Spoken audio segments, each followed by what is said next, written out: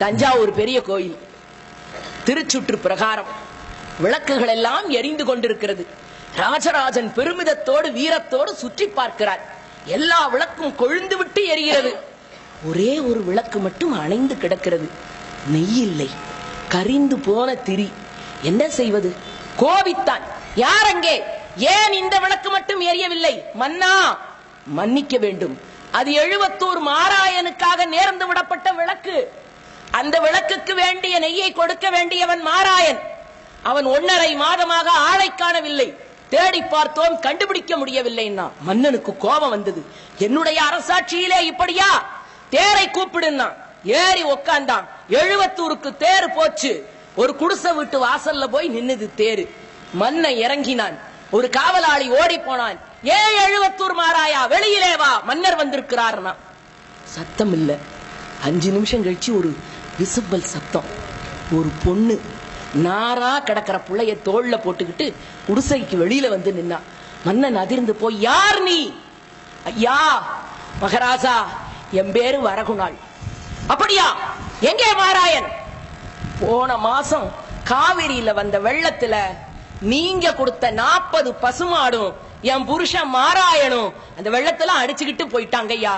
இப்ப இந்த புள்ளையும் நானும் தான் நிக்கிறேன். ஆடி போனான் ராஜராஜ சோழன். அப்படியா? 1 மாதம் ஆகிறதா உன் கணவன் இறந்து போய்? அது சரி. பிரகதீஸ்வரர் கோயில் விளக்குக்கு 23 நாட்களாக எரிந்து கொண்டிருந்தது உன்னுடைய விளக்கு. கடந்த 7 நாட்களாக மட்டும் தான் எரியவில்லையே. கணவன் இறந்த பிறகும் நீ எப்படி நெய்யை திருக்கோயிலுக்கு வழங்கினாய்னா? அந்த பொண்ணு வெட்கி தலை குனிஞ்சா. சொல்ல அவள் உடம்பு துடித்தது, கூசியது, குறுகியது. காலை பிடித்துக் கொண்டு கெஞ்சி சொன்னாள், மன்னா, வெட்கத்தை விட்டு சொல்லுகிறேன். என் தாய்ப்பாலை விற்று அதில் கிடைக்கிற வருமானத்தை கொண்டு நெய் வாங்கி பிரகதீஸ்வரர் கோயில் விளக்கை ஏற்றினேன் என்றான். இறங்கி வந்த மாமன்னன் வீரத்துக்கு அடிபணியவில்லை. ஓடி வந்து நாராய் கிடக்கிற அவள் பிள்ளையை எடுத்து தோளிலே சுமந்து கொண்டு சொன்னான், கேரளாந்தகன் வாயில் எனக்கு பெருமை அல்ல, பெருவுடையார் திருக்கோயில் எனக்கு பெருமை அல்ல. இனிமேல் குஞ்சரமல்லன் கல்வெட்டுக்களில் எழுத வேண்டிய ஒரே வார்த்தை, ராஜராஜ சோழன் பெயர் எங்கே எல்லாம் இருக்கிறதோ அங்கே எல்லாம் எழுவத்தூர் மாராயன் பொஞ்சாதி வரகுணாள் பெயரும் இருக்க வேண்டும். இனி அவள் குடும்பத்தை காக்க வேண்டிய பொறுப்பு எனக்குண்டு.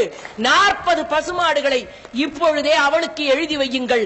40 மாடுகளையும் ராஜராஜ சோழன் பாதுகாப்பான் என்று எழுதினான் ஐயா. இந்த நாட்டு மன்னர்கள் வீரத்தை தாண்டி கொடையால் நின்ற காரணத்தினால்தான் வடநாட்டு மன்னர்களை தாண்டியும் தெற்கு நிற்கிறது.